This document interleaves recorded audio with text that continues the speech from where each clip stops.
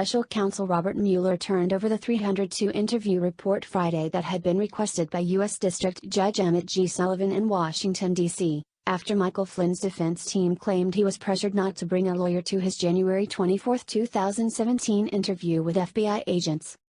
That interview formed the basis for prosecuting Flynn for the crime of lying to FBI, to which he pleaded guilty earlier this year, and which led to further investigations. In its filing, Mueller's team urged the judge not to see the circumstances of the interview, which the prosecutors appear to admit, tacitly, were unusual, as mitigating, arguing that they did not cause Flynn to lie to the FBI. The prosecutors claimed, the defendant chose to make false statements about his communications with the Russian ambassador weeks before the FBI interview, when he lied about that topic to the media, the incoming vice president, and other members of the presidential transition team. When faced with the FBI's questions on January 24, during an interview that was voluntary and cordial, the defendant repeated the same false statements. The court should reject the defendant's attempt to minimize the seriousness of those false statements to the FBI. Prosecutors also handed over several documents requested by the judge. One was a memorandum from then FBI Deputy Director Andrew McCabe, who was later fired on the recommendation of the Department of Justice Inspector General for leaking information to the media and lying under oath about doing so. McCabe urged Flynn that it would be quickest if he just spoke to the FBI agents on his own, without involving White House counsel.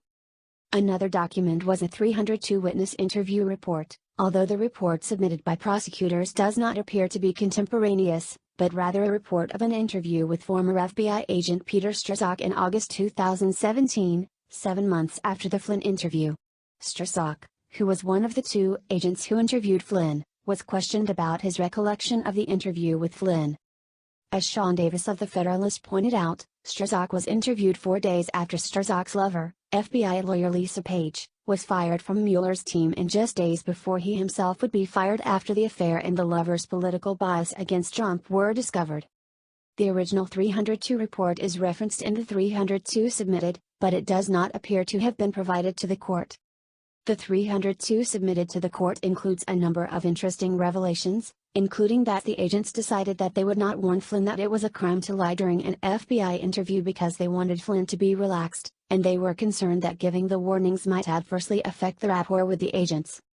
The 302 also notes that Flynn did not give any indicators of deception, and that Strzok and the other agent, whose name was redacted, both had the impression at the time that Flynn was not lying or did not think he was lying.